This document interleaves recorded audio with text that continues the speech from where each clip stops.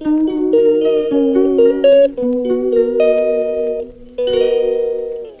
আলাইকুম ভিউয়ার্স, আমি এখন টুনা ফিশ ফ্রাই দেখাচ্ছি। টুনা ফিশ রান্না করার জন্য প্রথমে আমি দিয়ে দিলাম কড়াইতে আদা রসুন পেস্ট করার পরে আদা রসুন পেস্ট দিলাম,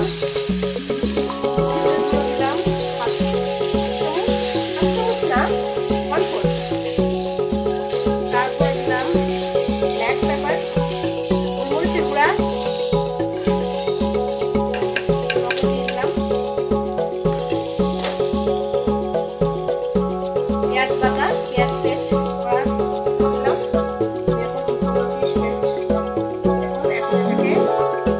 বেশি করে তেল দিয়ে দিলাম। তো আমি এখন ফিশটাকে পাশে দিয়ে ফিশ খুলে নিয়েছি প্যাকেটের ক্যানটা।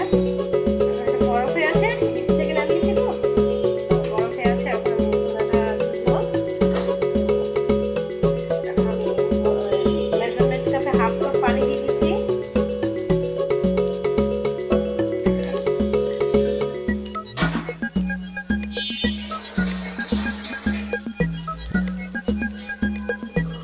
জামাটা হচ্ছে মেজারমেন্ট কাপে হাফ কাপ পানি আমার চুলাটা দিয়ে দিচ্ছি।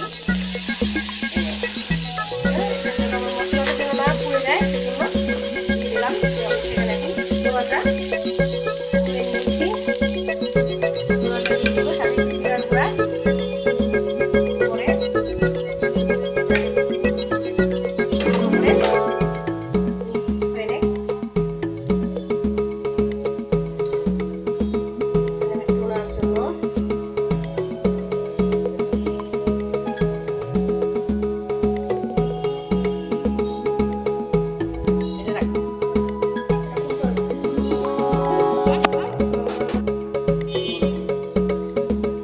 আসসালামু আলাইকুম ভিউয়ার্স, এখন আমি টুনা ফিশ রান্না করার জন্য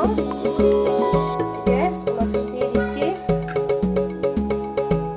এটা হচ্ছে টুনা ফিশ, আস্তে ছেড়ে দিচ্ছি। এটা আসলে বরফ তো করতে সময় লাগতেছে, ছুরি দিয়ে আস্তে আস্তে কেটে কেটে দিচ্ছি। হয়ে যাচ্ছে, একটু পরে হয়ে যাবে। টুনা ফিশ বের করে দিচ্ছি।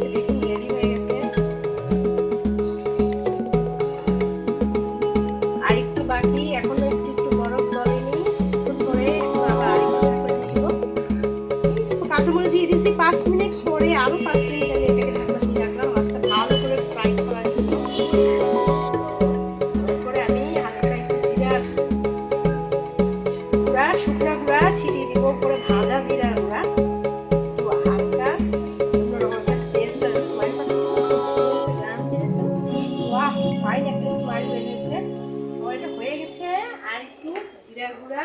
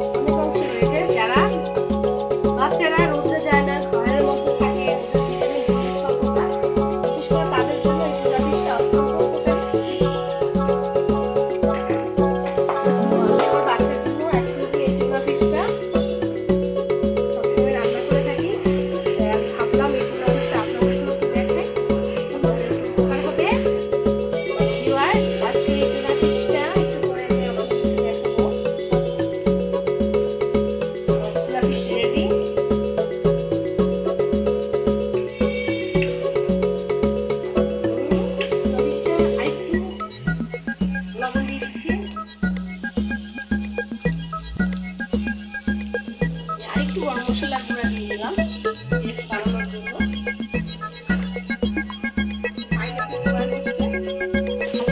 একটু লবণ ছিটিয়ে দিলাম, একদম রেডি আমার ভাজা ভাজার জন্য। না খেলে মিস করবেন, আপনারাও রেডে খাবেন। আশা করি আপনাদেরও ভালো লাগবে। দেখেছেন কত সুন্দর হয়েছে, একদম ভাজা ভাজা,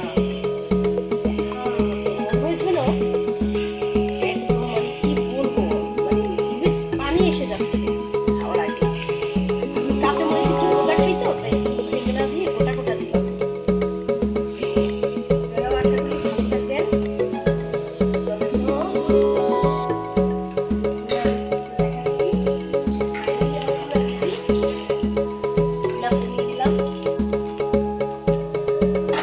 ফাইনালি রেডি হয়ে গেছে। এই যে দেখুন আমাদের টুনা ফিশ। আশা করি আপনারাও তৈরি করবেন মজার মজার এই রেসিপিটা, বাসায় বসে খাবেন। আমাকে দোয়া করবেন, ভালো থাকবেন, সুস্থ থাকবেন, আর আমাকে সাবস্ক্রাইব করে সঙ্গে থাকবেন। ধন্যবাদ।